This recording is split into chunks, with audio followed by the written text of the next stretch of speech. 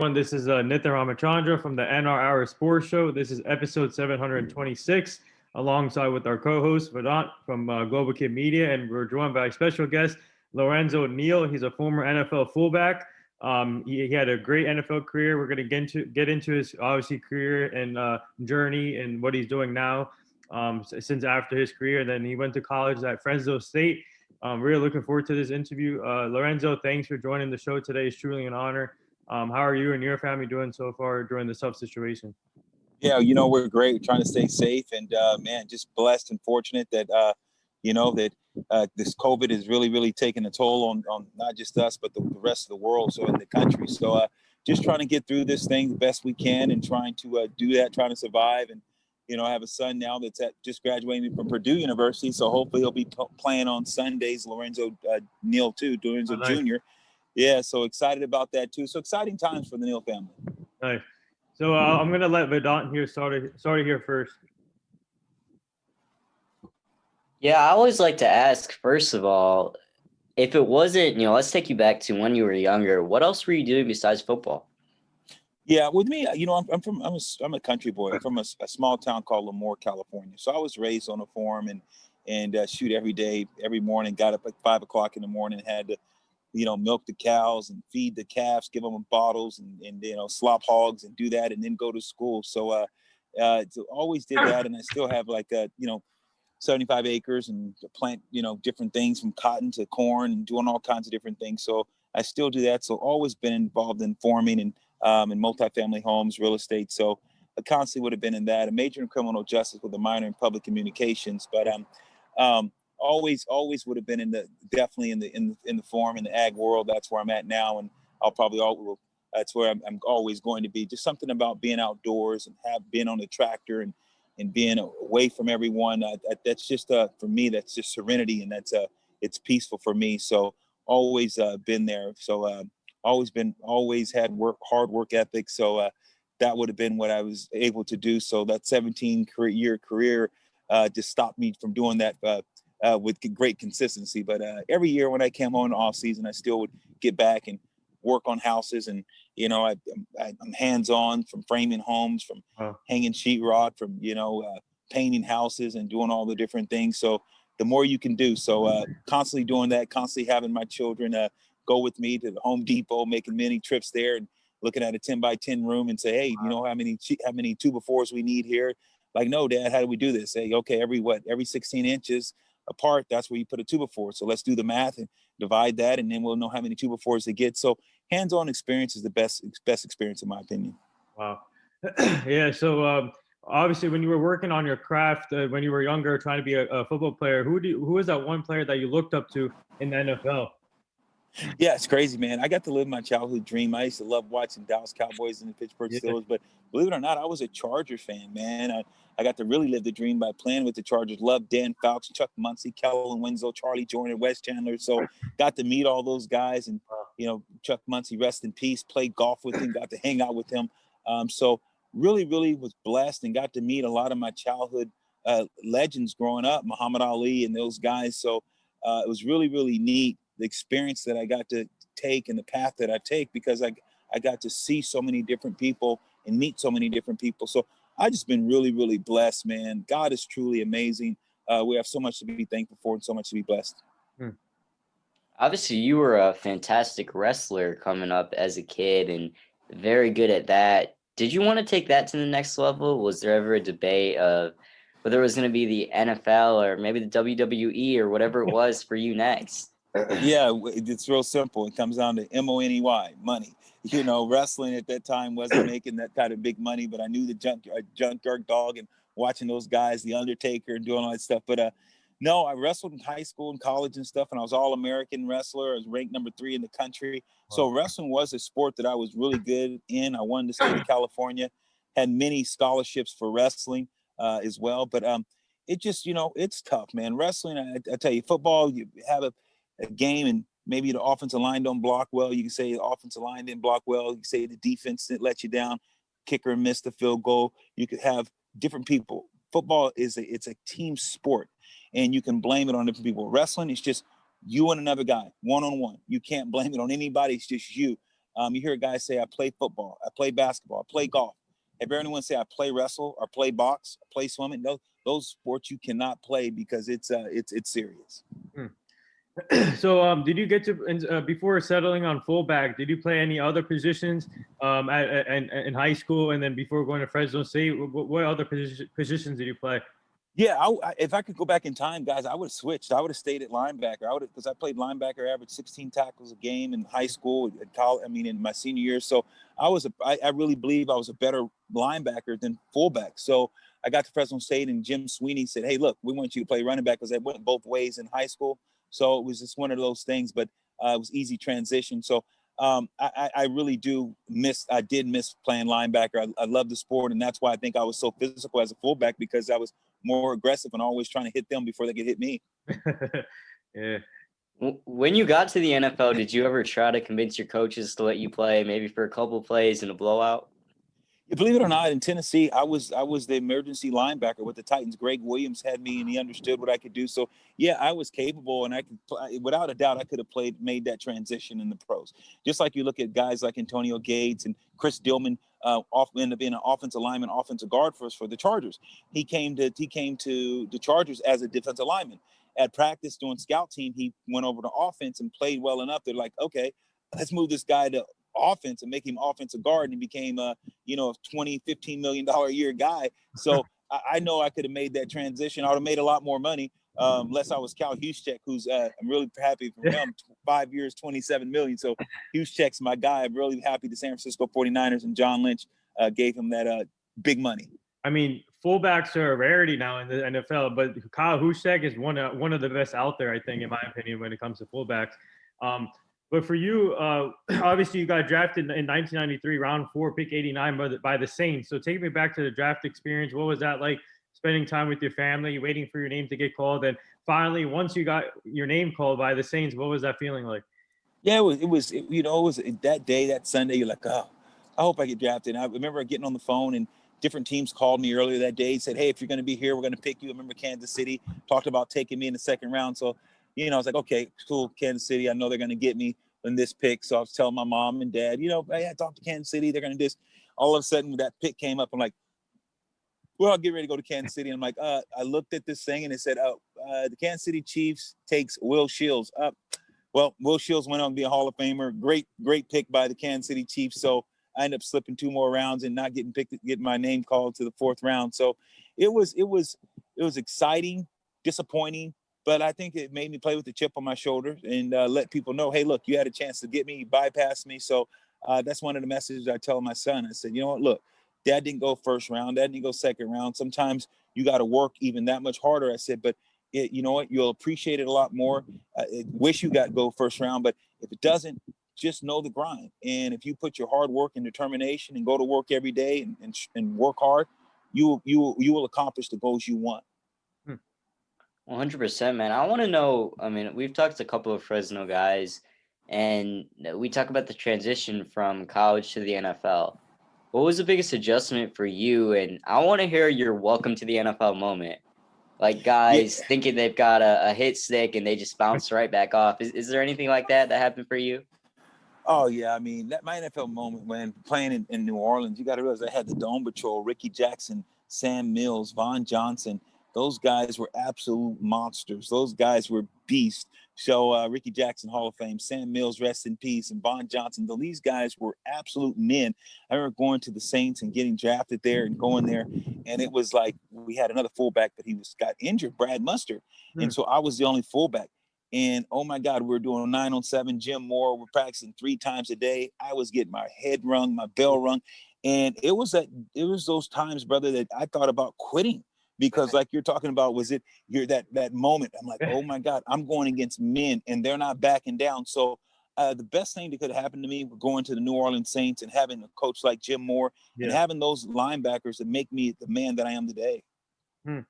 So obviously you got to play with a lot of great teams, a lot of great coaches, and a lot of great players around you. So I just want to speak on one player with the Chargers, LaDainian Thomas. What was it like playing with him and being his and then covering for him as a fullback? What was that like, just being on the same team on a daily basis with him at LT?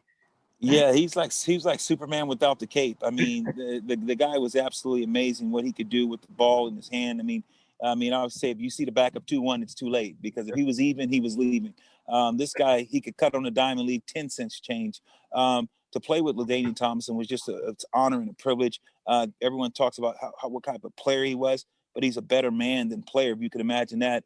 Guy was absolutely phenomenal. I have a sister who's was born with Down syndrome, and she absolutely, in Twilight, she absolutely loves LaDainian. I mean, Pro Bowls, he would always go up to her, take pictures. In San Diego, he would always come up to her. So, I mean, he made her feel wonderful. I mean, she still loves him. Where's my boyfriend, LaDainian? And so always I have to call him, and she wants to talk to him. So it was awesome playing with, LaDainian Thomas, and just the man he is and the way that he carried himself as a player.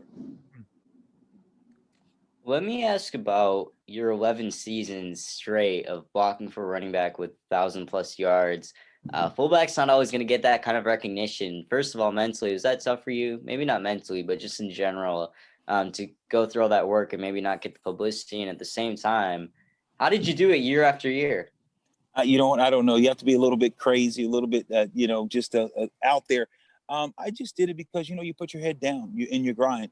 And those guys behind you, the Eddie George, the Corey Dillons, the Adrian Morrell, Work Done, Mike Allstott, those guys that you're able to block for and they appreciate you. And going to Tampa Bay and Mike Allstott and Work Done, they had a backfield when me and Mike was in the backfield together. It was called Rhino backfield. When me and Work Done was in the backfield, it was called Pony.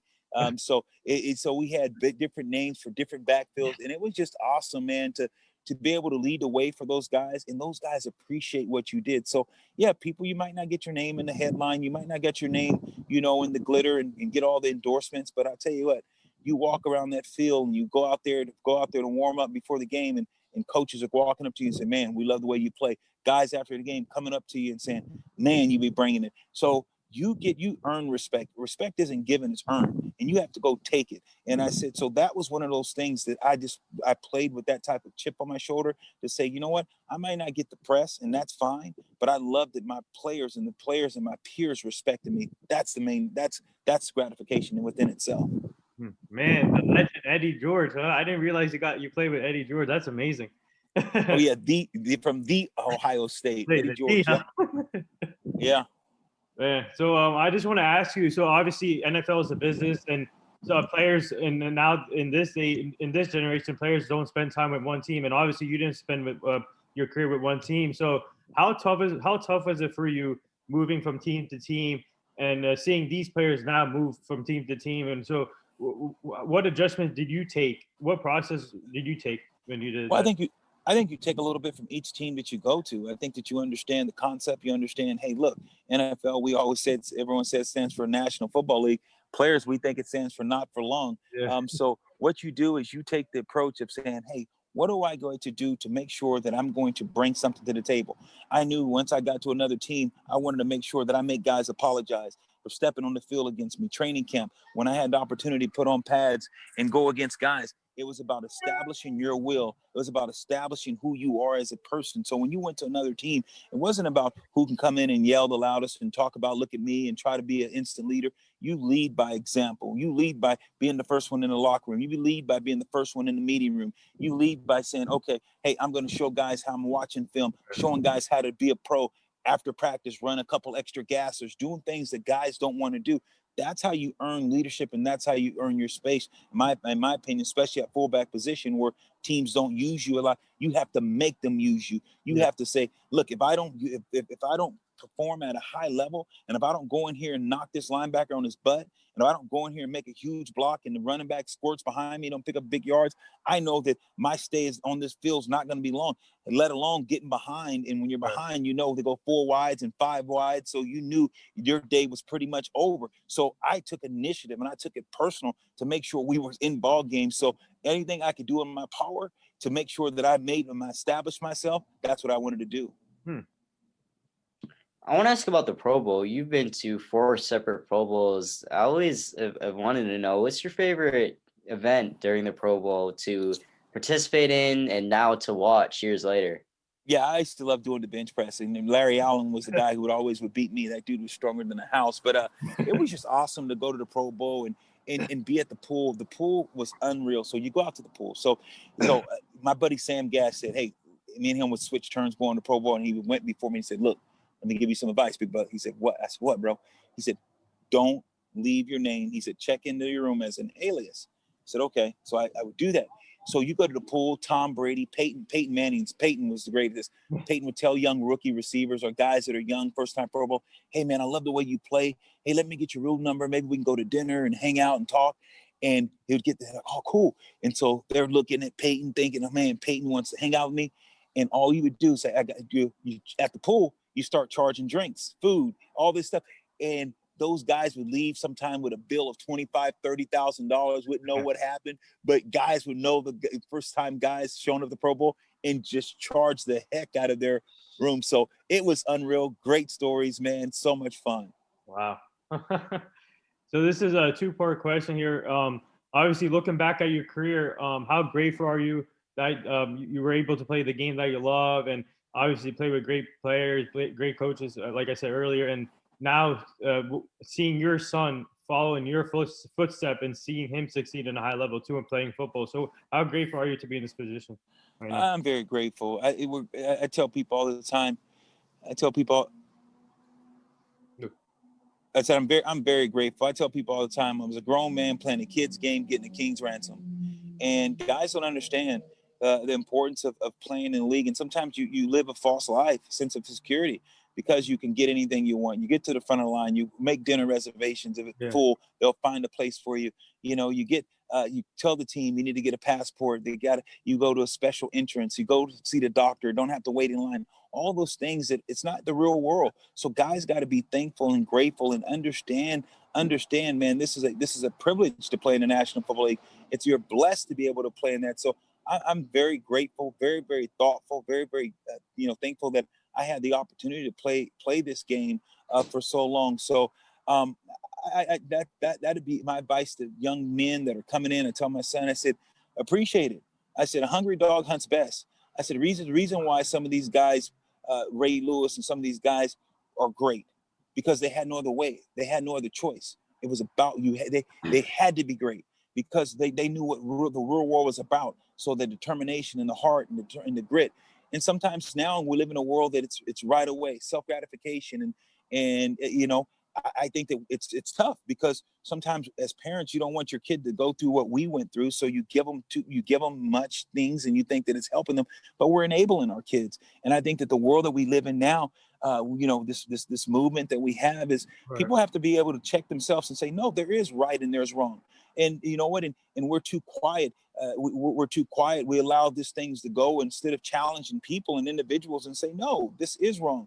This is right. I look at this thing and for when you're in a situation and you're a pro athlete and you trying to get involved in a lot of these things, educate yourself. That's what the main thing right now for these new generation athletes, educate yourself. Understand, because people are going to put the microphone and ask you the tough questions. What's going on with Black Lives Matter? How, especially men of color, hey, how do you navigate through those things? I think the NFL needs to do a better job of having someone, a liaison, come in there and explaining, educating these young people and these young men, and not just have them pick a side without having the proper information, because there's people out there with agendas. And understand, understand that most blacks were Republican and to the great deal. Right. Understand Martin Luther King was a Republican. Understand a lot of these different things about you don't have to be red or blue to do the right thing. That's what's wrong. It's too much of what side. We yell so loud right now that nothing is getting done because sides want to see who's right. And I think that this is harmful. I think that we don't have healthy debates any longer. And I think this is crazy that the world that we live in, that we have forgot our basic and our morals and our foundation. And the foundation is being shook every day. Mm-hmm. And what are we doing as men? What are we doing as people to teach love? Because you don't have to vote blue or red to do the right thing. All lives matter. I remember saying that, all lives matter. And I had blacks, some of my own people, Black Lives Matter. It's Black Lives. I said, well, we all believe in God, and I choose to be. I said, so Jesus died. If he died for everyone. Right. Not for just black, not for just white. I said, so we are all one people. We all have to share this planet. And yes, does racism exist? Absolutely. Do I believe it should be police reform? Absolutely. But I told my son, I said, you're more likely to be killed by a black man than a white man. I said, but so anytime I said, you look at Chicago, you look at not just Chicago, you look at Baltimore. I played with the Ravens. One weekend, 27 people, black died. Where's Black Lives Matter? Where is the cry for peace in that situation? But anytime something happens with a police officer, which I don't believe in police brutality, I don't. But why do we now, everyone gets on the box and try to, preach a certain way. And you look at it and it's like, look, there's thousands of blacks, 400,000 a year, black on black crime. Where is the people? Where is justice? You got little ladies and kids getting killed and shot, drive-bys, but no one's talking about that. It's all about it's an agenda. And why are people not standing up for what's right? COVID's horrible. We understand it's like, what about the flu? 750,000 people die a year. But educate yourself. Educate yourself. Look, is this a horrible disease? Yes, COVID is real. I'm not denying that. But hey, why? If it's real, tell me something. We know that you look at the border, you look at certain situations, you see people coming, and you're like, okay, so if that's the case, no one's vaccinated, all the different things that are happening. Where is the consistency? How about the hypocrisy in so many things that are going on? And I'm like telling people, I'm saying, just watch, look, observe for yourself before you just take information and run with it. This is the best country in the world. Yeah. And now we are destroying our own self because of greed. And that's the sad part about it. We need to be able to get along. We need to be able to come sit at the table, red and blue, and make decisions that's going to impact everyone. Because you got to realize we need to leave this world a better place for our kids in the future. Because what we're doing, we are not doing that, and it's because of selfishness, and that's the thing that vexes me. So I'm on a tangent right now because you asking me. This is what I think that a lot of the youth that's coming, they need to at least understand both sides, and not saying that either side is right, but it's about having the information, by tearing down statues and all these different things. Tell me, does that change the heart? That ain't going to change the heart. History has a way of repeating. You got to change the person, the individual, by educating these individuals. And that's what I want these athletes to do, is educate themselves on these things, because they've been pushed to the forefront, guys. These things are pushed to the forefront. You see it in our sports now, you see it in entertainment, and they're calling on athletes to do certain things and make stands. That's fine. But please, I just want people to have the right information. Mm-hmm. I think it goes back to perspective. That's something, as someone who's too young to vote, you learn it before preschool. There's two sides to everything. So try to understand that.